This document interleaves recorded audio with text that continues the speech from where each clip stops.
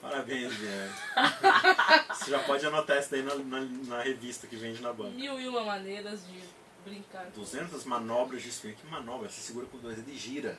Nossa, é nerd da filosofia dos Karnal. Ó, Bianca das revistinhas das manobras.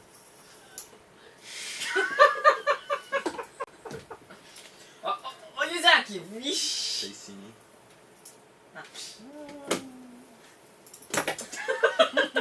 Aí quebra o óculos, do nada. 3, 2, 1, gravando. Começando mais um episódio do Contra a Cultura, o Evangelho clama pelo diferente. A gente tá na reta final, hein? 11º episódio desta nossa série de 14 episódios, Evangelho com E maiúsculo. Olha só que título mais criativo para essa nossa temporada. Evangelho com E maiúsculo. A gente está estudando aí a carta ou as cartas de Paulo aos Gálatas. Você está acompanhando aí a leitura, o estudo, o nosso bate-papo sobre o que ele escreveu. São 6 capítulos aí, vários versos para a gente extrair vários aprendizados bacanas. Você está acompanhando a gente através do Facebook. Tá gravando, né, Isaac, agora? Tá gravando? Tá, né? Diga aí, tá gravando? Tá gravando. Manda um tweet pra gente. Então, se você está assistindo esse episódio, porque realmente está gravando, porque Isaac Rezende, do último episódio, não conseguiu gravar tudo, né? Ele que é o engraçadinho aí, o nome dele já diz tudo, Risadinha. Obrigada pelo seu carinho aí através das redes sociais, a você que nos ouve através da Rádio Novo Tempo e a você que assina o nosso canal totalmente de graça e não tem custo algum do nosso podcast, tá bom? Ô, Bianca, o que vai ter dia 29 de setembro? 29 de setembro, que no outro episódio a gente esqueceu de avisar, né? 29 de setembro tem lá. Sim, a gente esquece, é a vida. 29 de setembro, Isaac Rezende, tem live especial do Contra a Cultura pra gente fazer um resumão aí pra você ir tinindo pra ir pro final da lição no sábado, né? É que isso no aí. caso é dia 30, né? Então, dia 29, marca aí, você tem um compromisso marcado com o Contra Cultura. Já tá na minha agenda, hein? Tá na sua agenda, Isaac? Claro. Então tá bom. Vamos, Tá na agenda de gravar, Maiara. Tá na agenda de Maiara Costa? Até tá. Está. Até está. Até está, né? Você só não sabe se vai poder vir. Só há um problema, mas a gente resolve Mas isso. tá tudo certo, tá tudo certo. A gente vai ter mesmo assim a nossa live. A Maiara tem algum compromisso, ela vai nos abandonar nessa data. Vai renegociar esse compromisso aí. Vamos conversar, vamos conversar no pé do ouvido, Tudo bem, Maiara? Tudo bem, Bia. Isaac Rezende, seja Tudo mais uma jóia. vez bem-vindo. Contra a Cultura jamais será o mesmo sem Isaac Rezende. Então vai se acostumando, porque ano que vem... Você tá de volta. Dormência. Quase, Isaac, quase que eu caí nessas suas piadinhas sem graça. Ah, risadinha. Vamos lá. A graça não vem de mim, a graça vem de Deus. Exato, graças a Deus, né, por Amém. isso. Cristo Inútil. Nossa, que título, né? Cristo forte. Inútil é o título do nosso 11º episódio e nós vamos partir aqui para o capítulo 5 de Gálatas. O intertítulo aqui da minha Bíblia está Liberdade em Cristo, inclusive é um título bem parecido com o nosso guia de estudo da Escola Sabatina.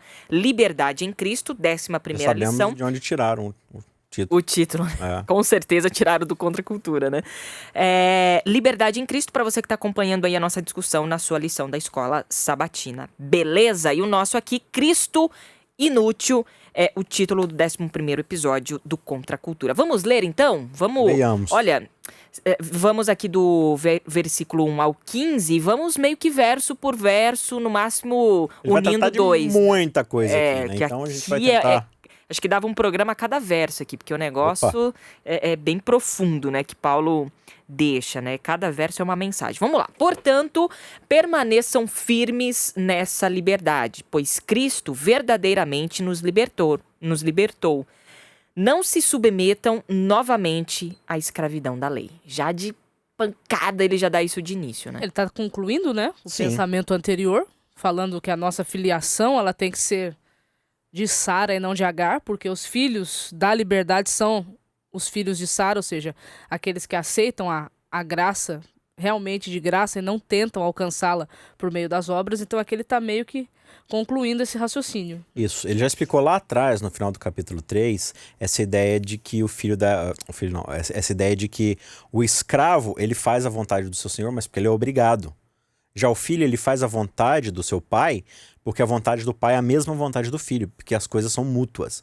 Então ele vai falar que aquele que procura servir a Deus por obrigação, ele é um escravo e não filho. E aí ele vai deixar isso um pouco mais claro com a alegoria que a gente viu no episódio passado de Sara e de Agar. Então ele está falando assim, vocês que são escravos, que vocês tentam se justificar pela lei, vocês são escravos, logo vocês são filhos de Agar. Já vocês que foram justificados pela promessa, vocês são filhos da promessa de acordo com Sara, porque vocês agora fazem a vontade de Deus porque é a mesma vontade de vocês. Então ele vai começar o capítulo 5 dizendo, então foi para a liberdade que Cristo vos libertou. Ele não libertou vocês do Egito, desse mundo, para vocês voltarem a ser escravos, não faz sentido. Ele libertou vocês para vocês serem livres. Portanto, permaneçam firmes e não deixem as pessoas submeterem vocês novamente a um jugo de escravidão da lei. E ele continua, gente, prestem atenção, eu, Paulo, lhes digo, se vocês deixarem ser circuncidados, e aqui a gente vai colocar o que é circuncisão na prática nos dias de hoje, Cristo de nada lhe servirá, ou seja, é um Cristo inútil. Inútil. Volto a dizer, todo aquele que se deixa ser circuncidado deve obedecer a toda a lei. O que Paulo está querendo dizer aqui? E o que, de fato, a gente pode falar sobre circuncisão daquela época e o que seria, entre aspas, circuncisão hoje? Naquela época, a circuncisão ela era um sinal externo de pertencimento a Deus. Né? Foi algo que Deus pediu para Abraão fazer, justamente depois da lambança que ele tinha feito com Agar. Né? Então, ele, digamos assim, refaz a aliança dele, pedindo para que Abraão ele cortasse ali, né, o prepúcio ali do seu prepúcio é a ponta masculino. Que vai na genitália masculina, também Isso. Conhecido como pênis. Isso. Demonstrando que, a partir dali, ele deveria entender que a promessa ela viria não pelo que ele, Abraão, poderia fazer, mas pelo que Deus faria por meio dele, ou seja, de forma sobrenatural. Então, a circuncisão ele foi um sinal por muito tempo no povo judeu, né, de pertencimento a Deus. Hoje a circuncisão não é mais praticada como um sinal tribal, mas ela pode vir de outras maneiras. Então, por intermédio coisa que a gente faça achando que fazendo Exatamente. Aquilo a gente vai estar alcançando a graça de Deus, a Você quer ver um benevolência adendo? de Deus. Como a Mayara falou, né, a circuncisão ela é um sinal. Sinal não é algo que tem o propósito em si, ele aponta para algo. Então, justamente, Abraão ele tenta resolver a promessa com sua própria carne, com sua própria virilidade. E aí ele tem Ismael. Deus fala, não, é a minha promessa. E aí ele dá Isaac de forma sobrenatural e manda Abraão fazer o quê? Aquele sinal, cortar a ponta ali do seu pênis para poder, o tempo todo, por sinal de quê? De que não é o homem que cumpre a promessa, é Deus. Ou seja, o que a circuncisão representava? A ideia de que o homem é impotente para cumprir a promessa, certo? Então, vamos recapitular aqui. Circuncisão é o lembrete de que o homem não consegue e de que é Deus que faz. Quando você chega nos judaizantes de Gálatas, eles estão exigindo a circuncisão para mostrar que é o homem que consegue. Você percebe a ironia dessa situação? Você tem que usar o sinal que diz que não é você que consegue para provar que é você que consegue. Aí você perguntou, como é que a gente pode aplicar isso hoje? Eu lembro de um mandamento muito legal que significa a mesma coisa, que se chama sábado. O que é o sábado? O sábado é um mandamento que diz assim, olha, você pode trabalhar por 6 dias, mas você vai precisar parar um dia para se lembrar que não é você que te sustenta. Porque o Senhor já criou tudo e Ele criou em 6 dias e quando você foi criado, finalmente já estava tudo pronto, você só entrou para descansar. Então o sábado é um lembrete de que não é o ser humano que pode fazer as coisas. Tanto é que lá em Hebreus capítulo 13 e 4, o autor lá vai dizer assim que não estão dispostos a entrar no descanso de Deus. Aqueles que são incrédulos, que estão tentando o quê? O que era o descanso ali? Era a terra prometida. Eles falaram assim, a gente não pode depender de Deus para nos dar a terra prometida, o descanso da terra prometida. Vamos nós conquistar a parada aqui. Deus falou assim, vocês não vão entrar porque vocês são incrédulos. Então, ou seja, não acreditam em mim, no que eu posso fazer. E eu vou entregar. Então, quando a gente vira hoje e fala assim, você só é salvo se você guardar o sábado, a gente está falando que assim, você precisa pegar um mandamento que Deus te deu para você descansar nele, porque é Ele que entrega, e você está tentando usá-lo para provar que é você que vai alcançar a sua própria salvação. E aí você não vai entrar no descanso dele. Isso também em outras coisas, né? Claro, esse é só um exemplo. Vestimenta. Eu digo sábado, porque o sábado é esse lembrete exatamente. de que não somos nós. E aí a gente tenta fazer que nem os judaizantes. A gente usa o mandamento que prova que não somos nós para provar que somos nós. Eu obedecendo, aí eu sou merecedor da graça, né? E sábado nunca foi teste de obediência, né? Sábado é um dia de celebração à existência e de voltar às nossas origens, de realmente dizer, Senhor, o Senhor fez tudo, nós somos absolutamente dependentes de Ti e esse sábado ele só existe para que eu dê glórias a Ti por tudo que o Senhor fez, né? Um dia de celebração, né? E Paulo continua aqui, pois se vocês procuram tornar-se justos diante de Deus pelo cumprimento da lei, foram separados de Cristo e caíram para longe da graça. É legal esse pra longe que ele coloca na sua versão, né? Aquele só diz da graça se decaíram, né? Que é justamente essa ideia, tipo, se você tá tentando se justificar por aquilo que você faz, não tem como você receber a graça de Deus. São caminhos excludentes. E daí Cristo é um inútil Cristo mesmo. é inútil, você não precisa dele. Porque se você consegue sozinho, pra que Cristo? Cristo morreu em vão. Já pensou? Cristo tá lá na cruz, sofrendo, pingando sangue lá, desesperado depois de ser espancado, chicoteado e tal. Aí você vira e fala, Jesus, não precisa mais não, que eu obedeci os negócios aqui, ó. Aí ele, nossa, era só vocês terem obedecido que eu não precisava estar aqui. Puxa, passei por isso à toa, né? Não é isso que acontece. Então, mas a questão é que nós não conseguimos obedecer. Precisamente. Por isso ele precisou Por isso que morrer. ele precisou passar por tudo isso que ele passou. Mas nós que vivemos pelo Espírito, Paulo continua no versículo 5, esperamos ansiosamente receber pela fé a justiça que Deus nos prometeu. Pois em Jesus Cristo não há benefício algum em ser ou não circuncidado. O que importa é a fé que se expressa pelo amor. Paulo tá querendo dizer aqui, não interessa se você é judeu, se você não é judeu. Não é isso que vai te salvar. Não interessa se você é adventista, não é adventista. Inclusive, tem até uma pergunta polêmica, né? Haverá adventistas no céu? Eu acho que também haverão. Se você pensar na etimologia da palavra, né? Sim, não, sim. né? Eu acho que adventistas Mas- não. Seria estupidez. Ou batista, enfim. O que ele tá querendo dizer aqui é que não interessa de qual denominação. Só explicando Né? por que a gente Sim. brincou aqui Nós já em relação... estamos matando a gente Pronto, nos como é que- não vai comentários. tirar o contra-cultura. Porque como é que a gente, por exemplo, um adventista no céu, o nome adventista já Aguarda o retorno. aguarda o retorno, o Retorno. advento do Cristo, né? Aí Como você é que tá você lá vai no estar céu, na frente de Jesus, e esperando fala assim, quem? Jesus, eu tô te esperando, tá? Sou um bom adventista aqui no É céu, hein? nesse sentido. Ou seja, né? não teremos nesse, adventistas. nesse aspecto. Na semântica da palavra, não teremos Exatamente. adventistas. Né? Então aqui ele está dizendo que com relação à salvação, para ser salvo não interessa. Não interessa. O que interessa é se você recebeu de Cristo a promessa e se você vive em conformidade com essa promessa. Porque é isso que representa o viver pelo Espírito. Não, e a ideia aqui que ele ainda diz, né? Não tem proveito algum. Ou seja, você ser circuncidado ou não tem proveito. Por quê? De novo, a circuncisão era um lembrete.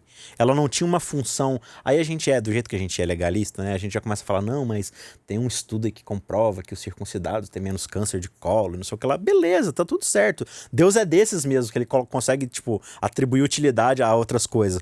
Mas o ponto aqui não é. Ele tá falando que, olha, agora que você aceitou a Cristo, que era o que a circuncisão apontava, o fato de agora você ser ou não circuncidado não importa, porque se você chegou na linha de chegada, entendeu? Se você tá na linha de chegada, não importa se você veio a pé, de bicicleta, não importa se você tinha carro, você tá na linha de chegada. Qual a diferença agora se você já chegou onde você precisava chegar? Tem um ponto também de discussão que é assim, tá, então é pecado ser circuncidado e tal. Eu acho que é pecado você criticar o outro que não é circuncidado e falar assim, olha, você precisa fazer o que eu estou fazendo, porque senão você não vai alcançar a graça. Não. Paulo, em momento algum, tanto é que Você precisa você deu até comer uma algo puladinha pra aqui, ser, né? ou precisa guardar, não sei o que e tal. É Você impor. impor. Sim, Exatamente. no verso 11 ele ainda vai falar, irmãos, se ainda estou pregando a circuncisão, por que continuo sendo perseguido? Ele vai falar assim, eu não tenho problema com circuncisão. Não tem, Tá de boa. Esse não é o ponto de discussão. Tanto é que ele Circuncisão deixa o não menino né? lá ser circuncidado, o Timóteo. Mas não o tem ponto problema de nenhum. discussão é pegar isso e falar que é isso que te salva. Né? E isso é sobre toda a lei, é sobre sábado, é sobre alimentação, vestuário, qualquer coisa que você tenta falar assim, isso aqui é uma alternativa à graça de Cristo na cruz. Paulo vai falar assim, não, isso é uma queda da graça de Cristo É na cruz. muito mais sério, né? E ele continua aqui no versículo 7. Vocês estavam indo tão bem na corrida, quem os impediu de seguir a verdade? Aí a gente lembrou de um caso histórico, né, memorável aí, que é do corredor Vanderlei Cordeiro de Lima, que foi impedido de Ganhar o ouro. ganhar o ouro na sua corrida, porque aquele escocês maluco entrou no caminho dele e impediu ele, de fato, de ter a vitória, né? Ele ainda era religioso ainda, o escocês, né?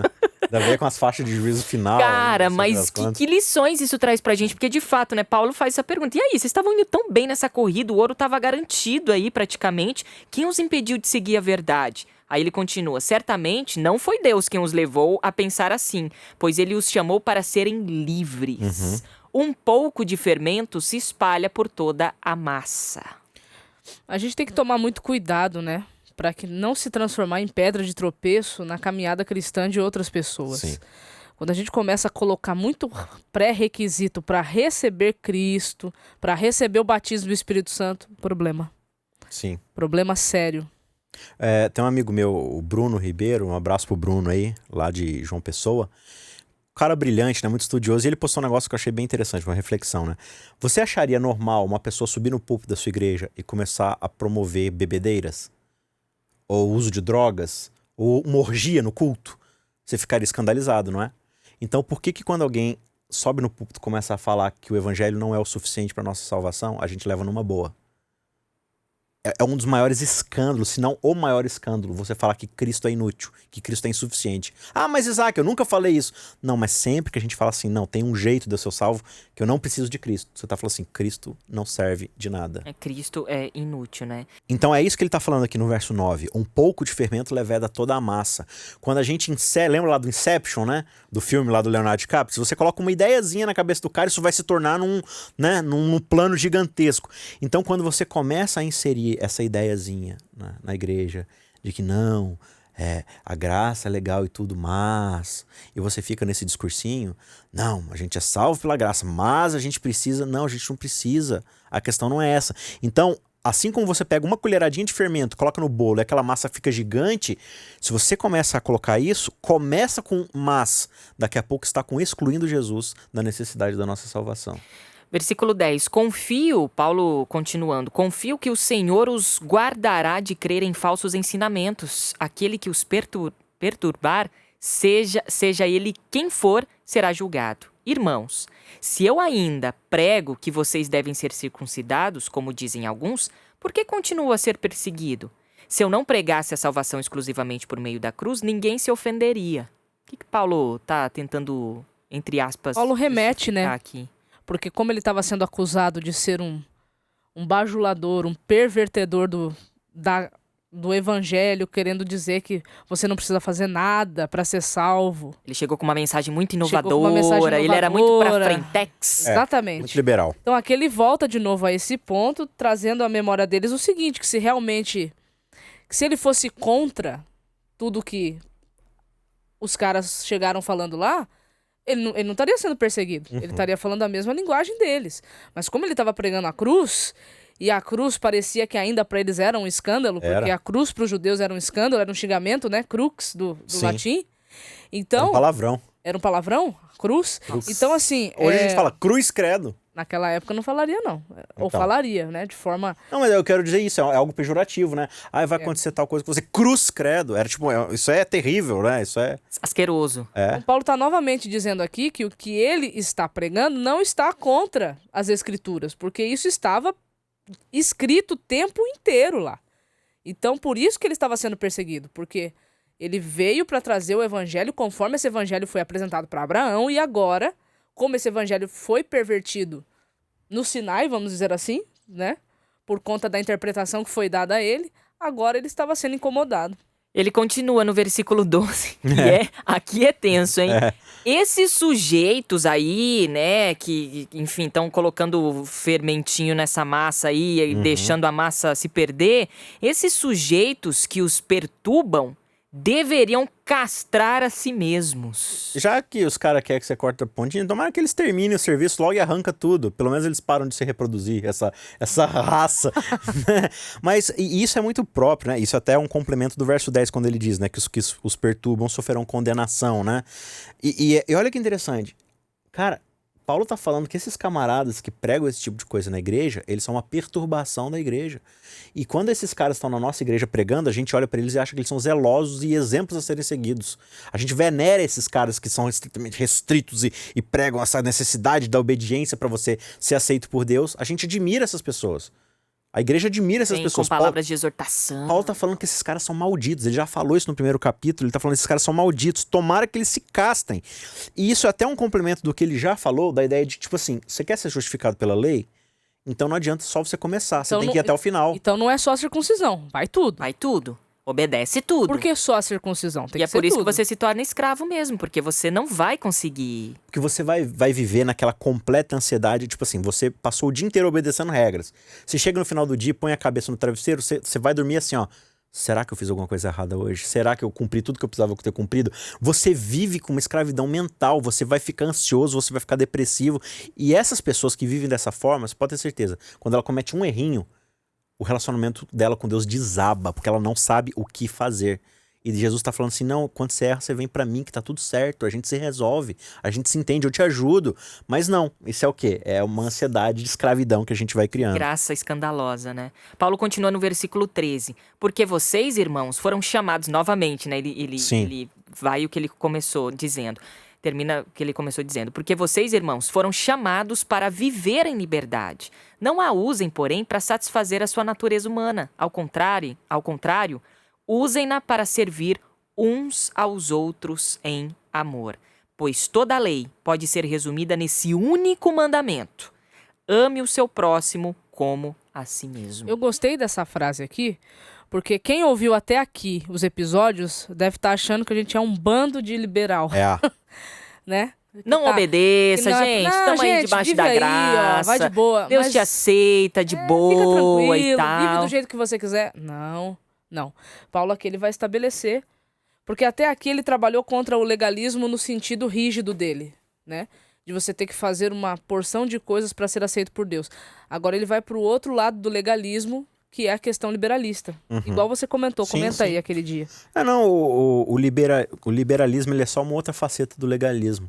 Porque, na verdade, quando a gente é liberal, a gente está falando assim, eu não aceito viver sobre as regras de Deus, mas eu vou viver segundo as minhas próprias regras. Então, eu estabeleço algumas regras e vivo por elas. No fim das contas, eu estou tentando salvar pelas minhas regras. Então, ou eu sou legalista e tento viver pelas regras de Deus, ou eu sou legalista e tento viver pelas minhas próprias regras.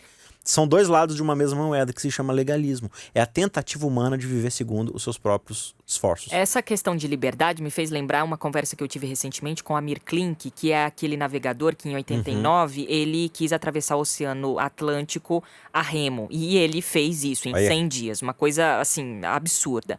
E conversando com ele, eu falei assim, Amir, quando você colocou aquele barco, olhou aquele horizonte, aquele mar, você estava sozinho. Você falou, poxa, agora sou livre para fazer o que eu quiser. Tipo, eu tenho vários dias, tô sozinho, eu sou dono do meu tempo, não tem ninguém pra me encher as paciências. Agora, eu falei assim, Bianca, no começo sim, eu fui tentado a pensar isso. Agora eu sou livre. Mas quando você para imaginar que se você tá num lugar ou num contexto que você não tem fronteiras, essa é uma falsa liberdade. Ou seja, você é escravo da sua própria liberdade, paradoxalmente falando. Ou seja, e é isso mesmo, né? Porque, graça agora... Beleza, agora posso fazer o que eu quiser e tal. Aí, mas você é escravo dessa própria liberdade. É engraçado isso, porque esse é o propósito da lei. O propósito da lei é dar liberdade. Porque se cada um fosse viver livre para fazer o que quisesse, ninguém teria liberdade. Porque já pensou, pensa aí num condomínio de casas, né? Cada um faz o que quiser. Meu, a vida daquele condomínio vai ser um inferno. Porque eu posso entrar na sua casa, pegar coisa da sua geladeira, eu posso pegar o que é teu pra mim e vender pra conseguir levantar o dinheiro. Eu entro na sua casa e durmo com sua esposa. Meu, que inferno seria esse? Então, tem aquela velha frasezinha, liberdade termina onde começa a liberdade do outro e tal. É esse que é a ideia da lei. A lei ela vai nos precaver de destruir a liberdade do outro. Segurar os quatro cantos do vento. Isso. Como é que é? Segurar os ventos dos quatro cantos do mundo. Acho que é isso. É isso aí. É os quatro ventos mesmo. Então ele tá falando que, olha, não deem vazão à carne usando a liberdade para destruir a liberdade do outro. Pelo contrário, submetam-se a Deus para viver em prol do outro. Então, claro, a gente precisa viver em obediência. Só que a obediência cristã, transformada pela graça, ela nunca tem o propósito de servir a si mesmo. O legalista, ele serve a si mesmo, não a Deus. Porque ele obedece do jeito que obedece para ser salvo. Porque ele é egoísta, ele só está pensando nele mesmo. O que é transformado pela graça, ele obedece para salvar os outros. Ele sempre está pensando no outro. E aí, por isso que Paulo vai resumir. Toda a lei está resumida no mandamento: ama o seu próximo como a ti mesmo. Por isso que ele falou lá atrás, né? Não é nem circuncisão nem circuncisão. É a fé atuando através do amor. Porque se você entendeu a forma como Deus te ama, esse amor você vai querer compartilhar. Aí você vai respeitar o que é do outro, você não vai querer o que é do outro. E aí difere a questão de você falar de graça e, de fato, entender o que é graça. E ser transformado por ela. Você entende o que é graça a partir do momento que você pratica, Porque né, que você, de fato, faz. Porque graça é uma coisa que você tem que distribuir. Se você não distribuir, você nunca vai entender o que é. Não é só ler aqui. Ah, eu tô lendo Gálatas. Ah, agora eu entendo. O Tiago Arraes que fala isso, eu acho muito legal. Você não entende o texto a partir do momento que você fala, entendi o texto. Você entende o texto bíblico a partir do momento que você pratica o texto. Isso. Você vivencia. Porque senão aqui tá fácil. Aqui a gente tá entendendo Sim. mesmo. Agora, o difícil mesmo é você ir lá a campo, praticar, né? Que é o que Jesus vai falar das duas casas, né?